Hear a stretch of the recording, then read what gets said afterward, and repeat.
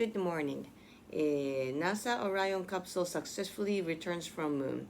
NASA's Orion capsule returned from the moon on Sunday, December 11th, parachuting into the Pacific Ocean to finish a test flight that should clear the way for astronauts on the next lunar flyby. The capsule hit the atmosphere at Mach 32 or 32 times the speed of sound and faced re-entry temperatures of 2,760 degrees Celsius before splashing down west of Baja California. A U.S. Navy ship quickly got the spacecraft and its silent passengers, 3 test dummies with vibration sensors and radiation monitors. NASA said the descent and splashdown were close to perfect. The U.S. Space Agency needed a successful splashdown to stay on track for the next Orion flight around the moon planned for 2024 with 4 astronauts who will be named in early 2023. That would be followed by a 2-person lunar landing in 2025 and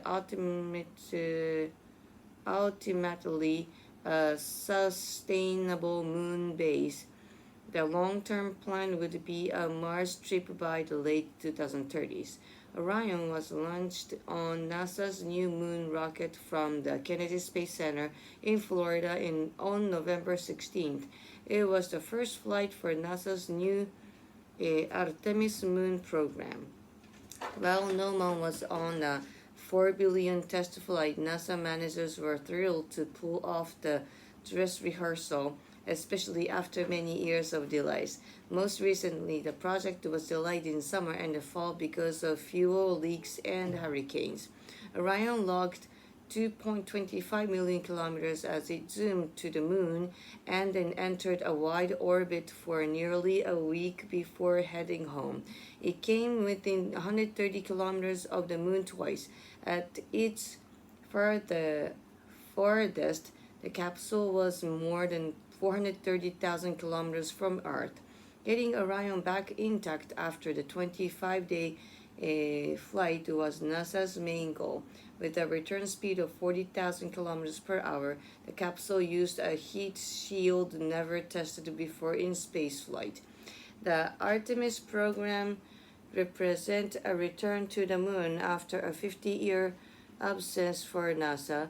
The last steps on the moon were those of Apollo astronauts Eugene Cernan and Harrison Schmitt, I don't remember his name, in 1972, a year after I was born. Geez, so long time ago. Discussion: what are your thoughts on the Orion splashdown? Are you excited for the next Artemis mission? Yes. What do you imagine living and working on the moon base would be like? Do you think NASA will manage to get to Mars by the late 2030s? That would be awesome though.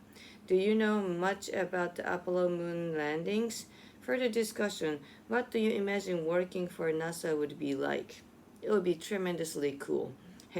Does your country have a space agency? How many astronauts has it produced? What excites you most about the future of space exploration?